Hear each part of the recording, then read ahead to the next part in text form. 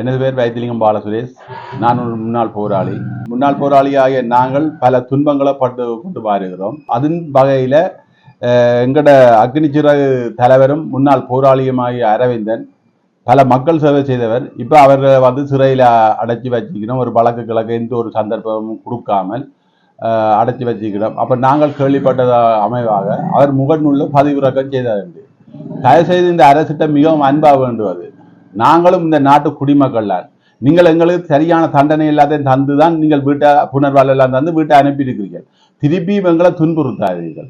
இன்றைக்கு என்ற அரவிந்தன் என்ற போராளியை அவரை நோடேட்டட் அடிச்சு எல்லாம் வச்சிருக்கிறீர்கள். எது என்ன அவர் புலவிட்டால் அவருக்கு சட்ட நடவடிக்கை எடுத்து அவருக்கு வழக்கம் உபயோகப்படுத்துங்க. அதை விட்டுட்டு தயவு செய்து இப்படி சாக சொல்லி எங்களை வாழ்வை கெடுக்காதீங்க. நாங்களும் அதாவது நீங்கள்லாம் எங்களை ஆயுதம் தூக்க வைத்த நீங்கள் அது சார்ந்து வேறொரு புரிதொரு ஊடகத்தில் நீங்கள் பகிரங்க விவாதத்துக்கு 6வது வரலாம். ஊடகவியலாளர் சரி, நலம் பிரிப்பு இந்த அரசு 225 பாராளுமன்ற உறுப்பினருக்கு நான் சவால் விடுறேன். நாங்கள் ஆயுதம் விரும்பி தூக்கல, நீங்களாம் எங்களை தூக்க வச்ச நீங்கள். அதுக்கமையா நீங்கள் பகிரங்க விவாதத்துக்கு வரலாம். தயவு செய்து அரவிந்தனை மிக விரைவில் விடணும். இப்ப அண்மையிலேயும் போன 29ஆம் தேதி என்ன தேசிய புலனாய்வு அழைச்சிருந்தது. அழைச்சி கேட்குது, வெளிநாட்டில் இருக்கிற தயாபரனோட உங்களுக்கு தொடர்பு இருக்காம், நீங்கள் தாக்குதல் செய்ய போறீங்களாம் என்றால் நாங்கள் இந்த கேள்விக்கு என்ன பதில சொல்றது? தயவு செய்து நாங்கள் வாழ வழியெல்லாம் வசுக்கும் காது இல்லாமல் நாங்கள் திரிகிறோம். எங்களோட குடும்பத்தை கூட நாங்கள் வழி நடத்தாமல் பூசாவில் இருக்க எனக்கு பல சித்திர என்ற புறப்புறுப்பு மூக்கு வா எல்லாமே ரத்தம் அப்படி அடிச்சு துன்புரிச்சு போட்டு நீங்க விட்டுருக்கிறீர்கள். இப்ப எங்களால தொழிலே செய்யலாம இருக்குது. நாங்கள் ஒரு நடகுணமாக ஒரு மனுஷன் மாதிரி ஒரு மனுஷ உருவத்துல தெரியுறோம்னா எங்கள்ட்ட உள்ளுக்குள்ள எந்த ஒரு தென்பும் இல்லை.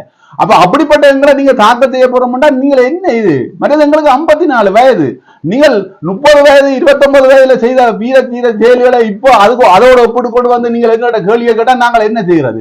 நான் ஒரு சாதாரண அட்டப்பணையில காவல் காத்து கொண்டிருந்தேன். நீங்கள் கூப்பிட்டு இந்த கேள்வியை கேட்டா என்ன செய்ய முடியும்? அதாவது அந்த குடிமகன் எனக்கு அந்த வேலையும் தர இல்லை. அப்ப இந்த நியாயம் இல்லாத நாங்கள் எங்க போறது?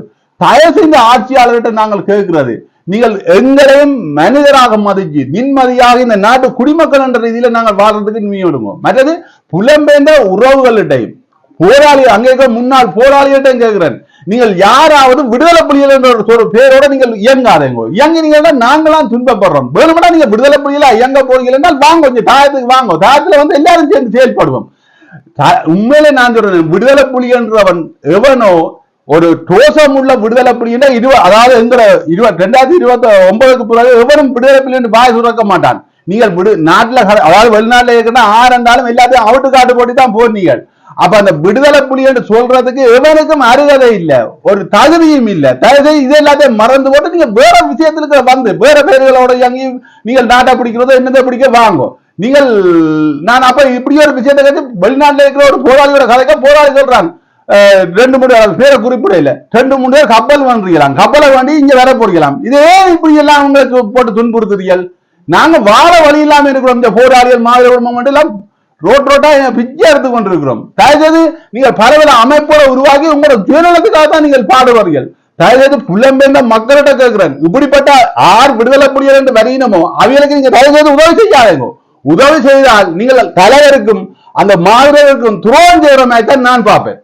இதைத்தான் என்னால சொல்ல முடியும். நீங்கள் அதாவது இப்ப நான் மீண்டும் சொல்றேன், நாங்கள் அறிவுக்கு தான் வேலை கொடுக்கணும், உணர்வுக்கு நாங்கள் வேலை கொடுப்போமா இருந்தால் நாங்கள் இருக்கிறதும் இல்லாம போகுது எங்கள்கிட்ட இருந்து.